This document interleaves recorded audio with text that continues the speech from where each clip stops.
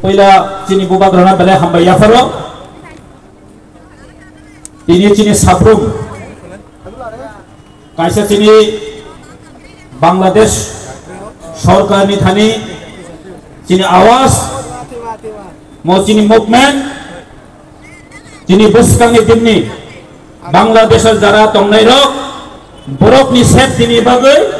বরফনি লামো কাহামকে তংমানান বাগি বাংলাদেশ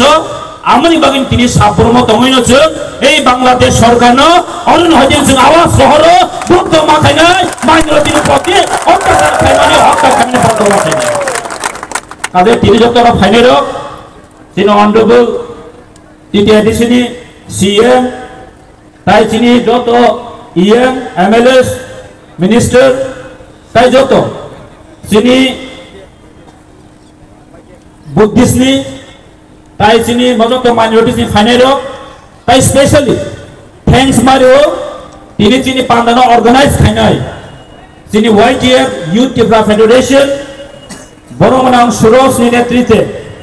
তিনি ন পান্ডা তিদো জগ আংবনা বেলাই বেলাগেন হামবাই ইয়াফারো বন বেলাগেন হামবাই ইয়াফারো তাই তিনি বোবা গ্রামত তিনি বখাবাই যত বাই যত ওয়াংসুইনা তিনি তিনি নেতৃত্বে ন বোবা গ্রানি কুং চুরানি অংথু বোবা গ্রানি হামজাক মানো চিন্তাই বুকু আখাই মানেন বাগিনো তিনি নি অ যতন হাইম বাগিনো তিনি সাকসেস মুসে মজাগো বিনরক সাইবানো যে থামাই 2-2.5 মাস নয় যে বাংলাদেশের সরকার টোটাল খাইমানিয়া হলো যে অস্থায়ী সরকার টোটাল খাইমানিয়া হলো এই বাংলাদেশের যারা তিনি মাইনরিটি হিন্দু যারা বুদ্ধিস্ট যারা খ্রিস্টান তমের প্রতি আক্রমণ জন্মানি সেনখা ইভেন শুধু আক্রমণ চিনিয়া তাদেরকে হত্যাও করা হয়েছে যে বাংলাদেশে আমাদের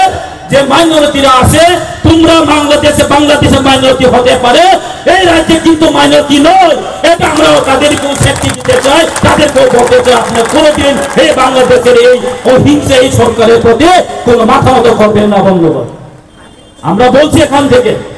এই ত্রিপুরা রাজ্য আছে আমাদের ওইখানে যারা মাইনরিটি হিন্দু আছে বাঙালি আছে বুদ্ধিস্ট খ্রিস্টানরা আছে এই রাজ্যে কিন্তু তারা মাইনরিটি নয় এটা বাংলাদেশ সরকার তা জেনে রাখুন এই অস্থায়ী সরকার জেনে রাখুন এই রাজ্যে এই ইন্ডিয়া ভারতবর্ষ হচ্ছে হিন্দু মেজরিটি রাষ্ট্র ওইখানে মাইনরিটি হলো এখানে মাইনরিটি নয় কাজে বাংলাদেশ সরকার মাসানায় দিলে যে একটা হিউম্যানিটি মানুষ আছে সবার একটা হিউম্যান রাইটস আছে বেঁচে থাকার সবার অধিকার আছে এই বেঁচে থাকার অধিকারকে আপনি হরণ করতে পারবে না আমি যেখানে থাকো বাংলাদেশে থাকো ইন্ডিয়াতে থাকো আমি সুইডেনে থাকো আমার বেঁচে থাকার অধিকার আছে তাকে আপনি হত্যা করতে পারবেন না এটা আমরা মানতেই পারবেন না বন্ধুগণ আপনাকে মানবেন আপনাকে তো মানতে পারবেন না একজনে আজকে মহারাজা আমাদের মহারাজ প্রদীপ কিশোর মানিক্য বাহাদুর তার প্রতিবাদে আজকে আমাদের এখানে আমরা সমাবেশ করতে বাধ্য হয়েছে তার জন্য আমরা সমাবেশ করতে বাধ্য হয়েছে মাস রেলি করতে বাধ্য হয়েছে কেন আমরা করতে হয়েছে বাংলাদেশে যারা অসুরক্ষিত এখন ভুগছেন তাদের প্রতি আমরা সহানুভূতিটা দেখাতে হবে তাদের প্রতি আমাদের এখানে আমাদের আওয়াজ উঠাতে হবে যদি তারা আমাদের এই মাইনরিটি ভাই বোনকে হত্যা করা বন্ধ যদি না করেন এই আজকে মানুষের বাড়ি গিয়ে হিন্দুদের বাড়ি গিয়ে মাইনরিটিদের প্রতি বাড়ি গিয়ে তারা কিন্তু কি করছে ঘর বাড়ি জ্বালানো হচ্ছে এই চক্রান্তকে বন্ধই করতে হবে আপনি যদি বন্ধ করতে না পারেন তাহলে সরকার থেকে চলে যান এই অস্থায়ী সরকার আমাদের দরকার নেই এই সবসময় অস্থায়ী সরকারের প্রতি আমাদের আওয়াজ উঠাতে হবে কাজে আমরা একসাথে থানচার মধ্যে থাকতে হবে এই থানচা আগামী দিনে আমাদের সমস্ত কিছু এই রাজ্যের শুধু নয় এই ভারতবর্ষের মধ্যেও আমরা কিন্তু এক্সাম্পল হয়ে দাঁড়াতে হবে এই রাজ্যের ত্রিপ্রাসা এবং মাইনরিটি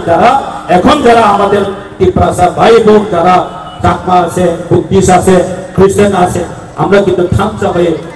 এই একটা অরাজকতার প্রতি অরাজকতার যে এগেন্সে আমরা কিন্তু কথাটা আওয়াজ উঠাতে হবে তাই আমি বেশি কথা বলবো না আমরা বিশ্বাস করি এই রাজ্যের মানুষ কি বাঙালি বলুন, কি ভাষা বলুন,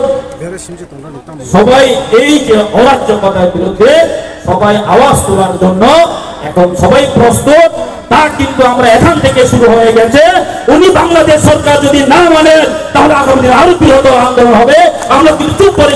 বসে থাকবো না, আমরা চুপ করে বসে থাকবো না। তা জেনে রাখো, বেশি দূর নয় বাংলাদেশ, এখান